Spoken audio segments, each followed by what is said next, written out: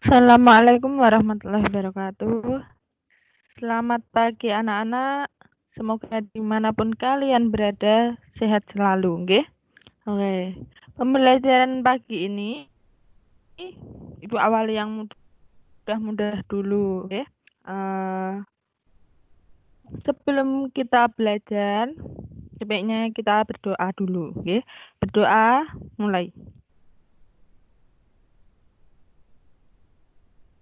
Oke, selesai. Masuk ke pembelajaran ilmu pengetahuan sosial kelas 8. Ini Ibu nggak akan membahas materi dulu. Ini tentang sub-sub materi, pengenalan dulu, oke? Saya perkenalkan dulu, nama Ibu Nika atau biasa dipanggil Ibu. Nah, ini nomor WA-nya ya. Nanti dicatat, kalau ada tes, nanti bisa dikirim lewat WA Ibu. Jangan lupa, jangan sampai, dan tolong disiapkan catatannya. Jadi kalian harus punya buku 2 ya. Yang satu untuk catatan, yang satu untuk tugas. Seperti itu, nggih. Nah, nanti yang tugas dimasukkan di buku tugas, yang catatan dimasukkan di buku catatan. Oke. Bisa dimengerti ya? Oke.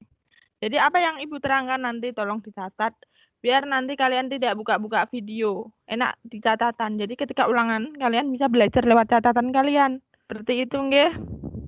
Oke. Nah, IPS kelas 8 ini nanti ada 2 bab ya. Bab 1 dan bab 2 itu selama semester 1. Bab 1 yaitu mengenai interaksi keruangan dalam kehidupan di negara-negara ASEAN. Pasti nggak asing dengan nama ASEAN, soalnya di SD sudah ada, ya kan? Nah, submateri atau materi-materi yang ada di bab 1 ini, ya, nanti akan membahas tentang mengenal negara ASEAN, ya. Yang kedua, mengenai interaksi antar negara-negara ASEAN. Yang ketiga, yaitu pengaruh perubahan dan interaksi keruangan terhadap kehidupan di negara-negara ASEAN. Nah, kalau nanti 3 submateri ini sudah selesai, maka akan diadakan ulangan harian bab pertama dengan KKM minimal 75. Nggih. Bisa dipahami nggih. Nah, seberusaha mungkin karena ini pelajaran teori ya. Tolong dicatat, dipahami ya. Seperti itu. Supaya kalian nanti bisa lulus mencapai target atau bisa lebih dari target. Amin. Selanjutnya yaitu bab 2. Nah, ini bab terakhir, yaitu tentang pengaruh interaksi sosial terhadap kehidupan sosial dan kebangsaan. Nah, di bab 2 ini nanti ada 4 submateri. Yang pertama itu mengenai mobilitas sosial. Kemudian pluralitas masyarakat Indonesia. Kemudian konflik dalam kehidupan sosial. Kemudian proses integrasi sosial.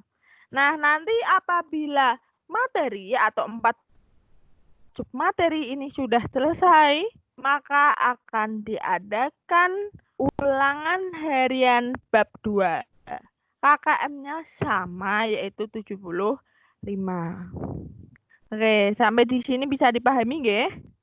Oke, Ibu lanjutkan ke materi awal, yaitu bab 1 mengenai interaksi keruangan dalam kehidupan di negara-negara ASEAN. Nah, yang akan Ibu bahas di sini nanti masih mengenal negara ASEAN, yaitu sejarahnya, letak geografisnya, dan letak astronomis. Bisa dimengerti nggih? Oke, diawali dengan sejarah ASEAN. Nah, ini simbolnya ASEAN ada di sebelah kiri tangan kalian ya. Apa sih ASEAN itu atau apa sih organisasi ASEAN? ASEAN itu kepanjangan dari Association of Southeast Asian Nations. Jadi, organisasi-organisasi yang berada di negara Asia Tenggara. Southeast Asia Tenggara. Bisa dipahami ya? Oke. Sejarahnya diawali dengan adanya pertemuan 5 menteri luar negeri. Ya. Dari negara mana? Negara Asia Tenggara. Nah, pada saat tanggal 5 sampai 8 Agustus 1967 atau 1967 di Bangkok, Thailand, setelah atau pasca Perang Dunia Kedua, ya. Saat itu ekonomi dan lain sebagainya itu mengalami penurunan. Pokoknya itu kacau, negara-negara itu kacau. Nah, maka dari itu ya ada 5 menteri luar negeri termasuk Indonesia ikut menandatangan deklarasi Bangkok ya yang dikenal dengan perjanjian ASEAN ini, organisasi Asia Tenggara ini. Nah, deklarasi ini ya disetujui atau disepakati pada tanggal 8 Agustus 1967. Siapa saja yang memprakarsai atau menandatangani? Nah, salah satunya yang pertama yaitu negara kita, Indonesia, itu diwakili oleh Adam Malik saat itu. Kemudian Singapura. Singapura itu diwakili oleh Sinnathamby Rajaratnam. Kemudian negara ketiga yaitu Filipina ya, yang diwakili oleh Narcisco Ramos. Kemudian negara Malaysia yang diwakili oleh Tun Abdul Rojak. Dan yang terakhir yaitu negara Thailand yang diwakili oleh Tanat Koman. Nah, bisa dimengerti ya? Masih membahas tentang sejarah. Nah, ini.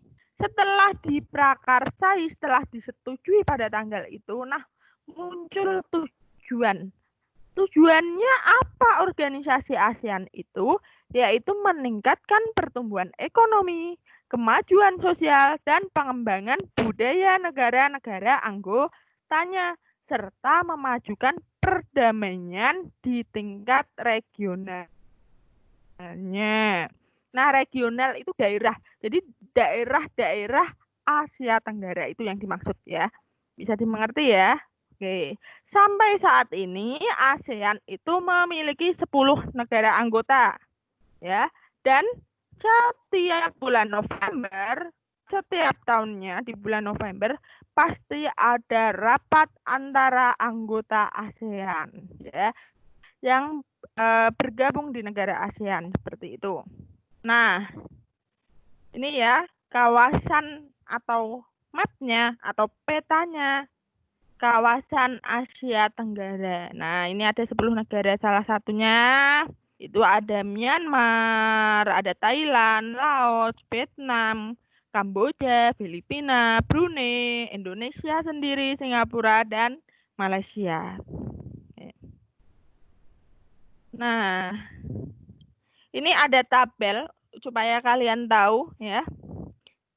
Kapan sih negara itu bergabung, khususnya yang selain 5 pemprakarsa atau pendiri ya, itu Brunei ya. Habis disetujui, Brunei itu baru bergabung ketika tanggal itu. Kalian bisa baca sendiri ya tanggal dan tahunnya. Nah, sampai anggota terakhir itu dimiliki oleh Kamboja ya. Kamboja baru bergabung. Nah, itu pada tanggal 30 April 1999. Nah, itu ya. Itu buat tambahan bisa dicatat atau bisa dipahami, nggih. Nah, masuk ke letak geografis negara ASEAN. Negara ASEAN atau negara Asia Tenggara yang tergabung di organisasi itu ya, berada di antara dua benua dan dua samudra. Apa? Benua Australia dan benua Asia. Lalu samudranya samudra apa? Berada di antara Samudra Hindia dan Samudra Pasifik. Bisa dipahami nggih? Nah, ini yang terakhir tentang letak astronomi negara ASEAN. Nah, astronomi itu garis lintang garis bujurnya. Ini tolong ya dipahami, posisi ASEAN ya, negara Asia Tenggara itu terletak pada 28 derajat lintang utara sampai 11 derajat lintang selatan dan 93 derajat bujur timur sampai 141 derajat bujur timur. Memang dia berada di bujur timur semua ya, jangan sampai kebalik-balik. Kawasan ASEAN atau Asia Tenggara dilewati garis khatulistiwa atau disebut ekuator dan garis balik utara. Nah, dengan hal ini ya bisa menjadikan negara Asia Tenggara memiliki iklim dan kegiatan ekonomi penduduk yang luar biasa. Salah satunya Indonesia ya. Indonesia itu memang hanya punya dua musim ya, musim penghujan dan musim kemarau ya, punya dua iklim. Nah, seperti itu atau dua musim. Untuk ekonomi penduduk alhamdulillah ya sekarang sudah cukup berkembang. Sebenarnya SDA ya, SDA sumber daya alam maupun sumber daya manusianya atau SDM-nya di Indonesia itu sangat berlimpah, tapi sayang masih belum terorganisir ya, belum teraplikasikan secara penuh seperti itu. Tapi kawasan Asia ini ya, karena dilewati garis itu ya yang ada di situ bisa dibaca sendiri ya, itu membuat negara-negara di Asia Tenggara itu memiliki SDA dan SDM yang berlimpah. Itu intinya. ASEAN berada di letak astronomi itu. Bisa dimengerti nggih? Nah, ini yang terakhir evaluasi karena Ibu juga sudah menjelaskan ya, menjelaskan mengenai sub materi yang tadi ya, harus ada evaluasi. Evaluasi bukan berarti tes. Ini sebagai acuan.